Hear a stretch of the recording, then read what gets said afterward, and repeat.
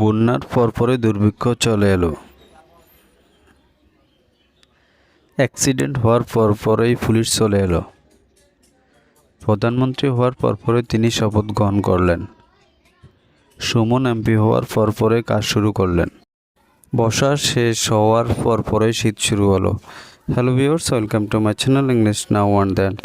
আজকের ভিডিওতে আমরা এই সেন্টেন্সগুলোর ইংলিশ ট্রান্সলেট করার চেষ্টা করব। সেজন্য আমাদেরকে প্রথমে দেখতে হবে এই সেন্টেন্সগুলোর মধ্যে কমন কোন ফ্রেজটি রয়েছে।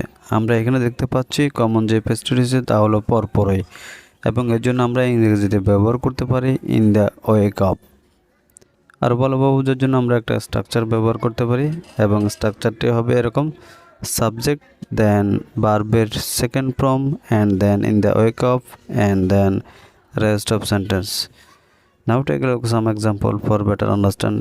Before that, if you are new on the channel, please subscribe my channel and press the bell icon to get interesting video like this.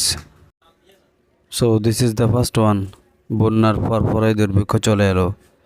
Famine came in the wake of flood. Accident হওয়ার পরপরই police চলে এলো। Police came in the wake of occurring accident. প্রধানমন্ত্রী হওয়ার পরপরই তিনি শপথ গ্রহণ করলেন। He took oath in the wake of electing prime minister.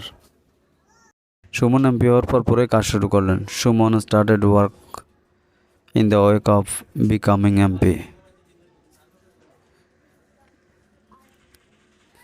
বর্ষা শেষ হওয়ার পরপরই শীত শুরু হলো, এবং এই সেন্টেন্সটি আপনাদের জন্য। That's all for the videos. Hope you are enjoying this video. Till the end, please do like, share and comments. Never mistake to subscribe the channel. Thank you once again. See you next video. Till then, Allah Hafiz.